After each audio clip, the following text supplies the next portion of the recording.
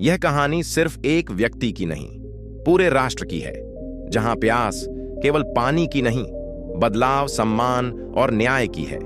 यह उस महानायक की कथा है जिसने अपने जीवन के हर क्षण को देश के दबे कुचले वर्ग के लिए समर्पित किया और समाज में भारी परिवर्तन कर गया। भारतीय समाज में क्रूर भेदभाव का पहाड़ था। गांव, शहर, घर, बाजार, मंदिर, कुएं, हर जगह दीवारें थीं। लोग सामान्य लोकतंत्र या सत्ता की बात नहीं करते थे, बल्कि अपनी दिनचर्या से जूझते थे। बाबा साहब ने महसूस किया कि देश की सबसे बड़ी समस्या आत्मसम्मान की प्यास है। उनके युग में लाखों लोग ऐसे थे जो केवल जीवन यापन के लिए ही नहीं, बल्कि इज्जत, हक और बराबरी के लिए तड़पते थे। उनका सपना था कि ऐसी प्यास का इलाज समाज के हर व्यक्ति को मिल सके, जहां हर इंसान खुद को छोटा न समझे। बाबा साहब जहां भी गए, उन्होंने देखा तरह तरह के भेदभाव। कुएं से पानी भरना, मंदिर में जाना, स्कूल या सार्वजनिक स्थल इस्तेमाल करना, इन सब में रोक। उनकी प्यास सिर्फ अपनी नहीं, समाज की पूरी पीढ़ी की थी। उनकी पहली क्रांति जीवन शैली, परंपरा और सोच को बदलने के लिए थी। उन्होंने गांवों में भी यात्रा की, लोगों की मुश्किलें खुद सुनी, वंचितों की व्यथा महसूस की, बार बार पूछा, हम बराबरी कब पाएंगे? यह सवाल केवल तिरस्कृत समाज का नहीं, पूरे देश का था। बराबरी और न्याय के लिए बाबा साहब के आंदोलन तेज हुए।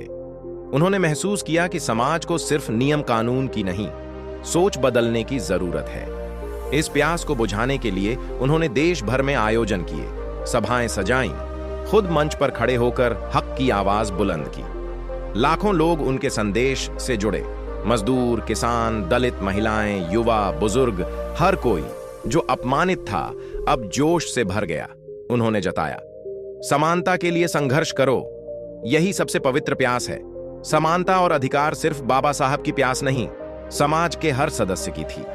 उन्होंने संगठनों की शुरुआत की ताकि लोग मिलकर बहिष्कृत हितकारिणी सभा, समता संघ, दलित आंदोलन जैसी संस्थाएं बनाएं। हर आंदोलन गांव शहर में गूंजा।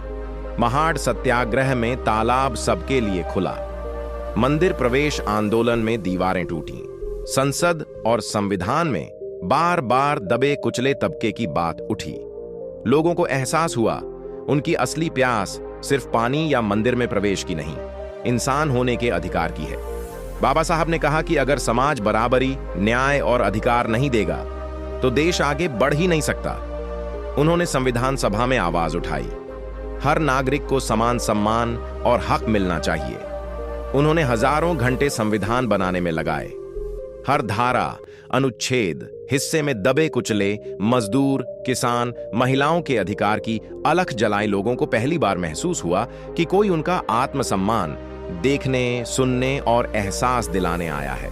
कानून तो बने, लेकिन बाबा साहब जानते थे कि असली बदलाव मानसिकता से आता है। उन्होंने देश भर में भाषण दिए, किताबें लिखीं, संवाद शिविर करवाए। सच्चा इंसान वह है जो अपने अधिकार, सम्मान और शिक्षा के लिए लड़ना जानता है। गांव के बूढ़े, बच्चे, महिलाएं, युवा, सबने बाबा साहब के आदर्श को अपनाया। जगह जगह नवजागृति संघ बने, नए सामाजिक आंदोलन खड़े हुए। उन्होंने बोला, गुलामी सिर्फ तन की नहीं, मन की भी होती है, उसे तोड़ने की प्यास पैदा करो। बाबा साहब ने सामाजिक स्वीकार्यता के लिए संघर्ष किया। सार्वजनिक जलस्रोत और मंदिर में प्रवेश, सरकारी नौकरियों में आरक्षण, वंचितों की राजनीतिक भागीदारी, हर मंजिल कठिन थी। विरोध भी हुआ, तिरस्कार भी मिला, लेकिन बाबा साहब डटे रहे। उन्होंने छोटे छोटे कस्बों में अभियान चलाया, लोगों को अपने अधिकारों के लिए खड़े होने की प्रेरणा दी। लोगों ने जाना, सिर्फ पानी ही नहीं, सम्मान, पहचान और सुरक्षा की भी प्यास है। बाबा साहब ने लाखों लोगों की आत्मा में बदलाव की द स्पार्क जगाई। उन्होंने बताया, गरीबी, असमानता, जातिवाद सिर्फ निजी लड़ाई नहीं, ये पूरे देश की प्यास है। उन्होंने युवाओं को संगठित किया, महिलाओं का नेतृत्व बढ़वाया, किसानों, मजदूरों को हिम्मत दी। उनके विचार पत्रिकाओं, किताबों, सभाओं में गूंजे। मानसिक क्रांति का सैलाब बह गया। बाबा साहब ने महसूस किया कि समाज की प्यास सिर्फ सामाजिक राजनीतिक अधिकार की नहीं है, बल्कि आध्यात्मिक सम्मान की भी है। उन्होंने लाखों अनुयायियों के साथ धर्म परिवर्तन किया, बौद्ध धर्म को अपनाया, यह कोई व्यक्तिगत भावुकता नहीं, बल्कि शोषितों के सम्मान का ऐतिहासिक कदम था। लोगों ने समझा, आत्मसम्मान की प्यास कर्म, करुणा और भाईचारे से ही बुझ सकती है। बाबा साहब की प्यास और संघर्ष की लहर गांव से शहर, संसद से संविधान तक और देश से विश्व तक फैल गई। वंचित लोग जागे, हक और सम्मान की ललक जगी। देश भर के आंदोलनों में नई चेतना आई। आज हर पीढ़ी उनकी विरासत को अपने अपने आंदोलन, नारे, विचारों में जीवित रखती है। हमें बराबरी चाहिए, हमारी प्यास मिटाओ, ज्ञान ही शक्ति है। बाबा साहब की कहानी सिर्फ किसी वर्ग, जाति या क्षेत्र की नहीं, देश के हर इंसान की है। उनकी सोच, आंदोलन और संदेश ने नए भारत को जन्म दिया। हर सामाजिक, सांस्कृतिक मंच पर उनके विचारों की गूंज सुनाई देती है। जगह जगह प्यास केवल पानी की नहीं का जिक्र होता है। उनकी विरासत ने देश के गांव, कस्बों, शहरों, गलियों, स्कूलों, हर जगह बदलाव की लहर ला दी। बाबा साहब के नाम पर आज लाखों मंच हैं। चर्चाएं, संवाद, सेमिनार, सामाजिक न्याय के अभियानों में उनका नाम गूंजता है। हर साल उनकी जयंती बड़े आंदोलन, जलसे और महोत्सव की तरह मनाई जाती है। सैकड़ों किताबें, थिएटर, नाटक, फिल्में उनकी प्यास को नई पीढ़ी तक पहुंचाती हैं।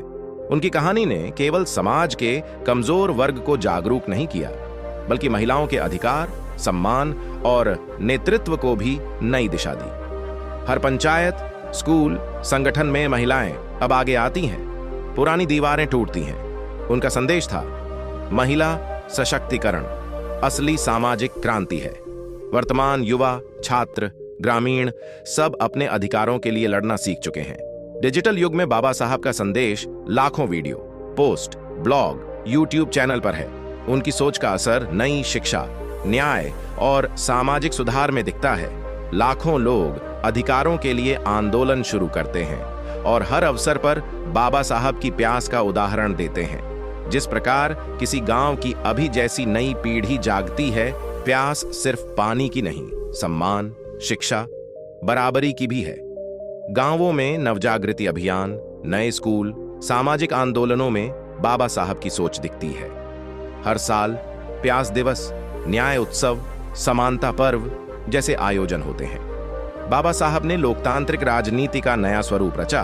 उन्होंने कहा, राजनीति का असली मकसद हर वंचित को न्याय, अधिकार और बराबरी दिलाना होना चाहिए। देश की राजनीति, चुनाव और कानून में उनके विचार पीढ़ी दर पीढ़ी असर दिखाते हैं। आज का संविधान सिर्फ कागज नहीं, उसमें बाबा साहब की प्यास, समाज की आत्मा, बराबरी का सपना छुपा है। विशेष रूप से आरक्षण, आर्थिक शैक्षिक नीतियां, सामाजिक न्याय के अनुच्छेद, इनका आधार बाबा साहब की सोच है। बाबा साहब देश की राष्ट्रीय पहचान के स्तंभ बन गए हैं। हर वर्ग, हर समुदाय, हर स्कूल, हर आंदोलन उनकी प्रेरणा से आगे बढ़ता है। उनके जीवन की प्यास और संघर्ष हर गतिशील सामाजिक आंदोलन का उदाहरण बनी। बाबा साहब का आंदोलन सिर्फ भारत में सीमित नहीं रहा।